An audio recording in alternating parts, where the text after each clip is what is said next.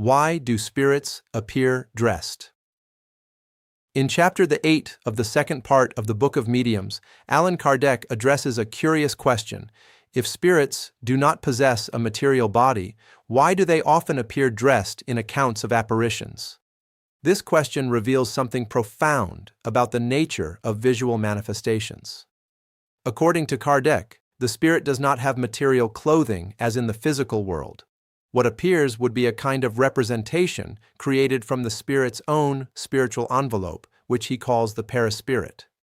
This form would reflect the image that the spirit has of itself, or the form under which it wishes to be recognized. Today, psychology and neuroscience offer a complementary perspective. We know that the human mind interprets and organizes images based on known references. When we perceive a human figure, the brain automatically tends to complete the details, including clothing, posture, and expression. This mechanism is part of visual processing. Furthermore, visual experiences associated with altered states of consciousness often present symbolic content. The brain uses familiar elements to shape the subjective experience. Therefore, if someone reports seeing a human figure, it is natural for that figure to appear with recognizable clothing or characteristics. Kardec also suggests that the perceived appearance may reflect how the spirit identifies itself, preserving traits from the life it had in the material world.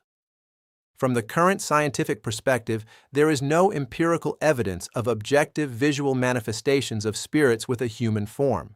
However, the study of perception shows that the human mind tends to construct complete images even from partial stimuli.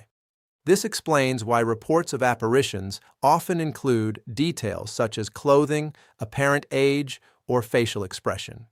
Perhaps the most important point of this passage is to understand how the mind organizes visual experience. Between external reality and internal interpretation, there is a complex process of perceptual construction. Maturity in the study of these phenomena requires understanding both the psychological mechanisms and the spiritual hypotheses presented by the Spiritist tradition. The search for truth grows when science and reflection walk together. If this reflection on the attire of spirits has brought a new perspective on perception and symbolism, share this content with those interested in the mysteries of consciousness and continue deepening this journey of conscious study.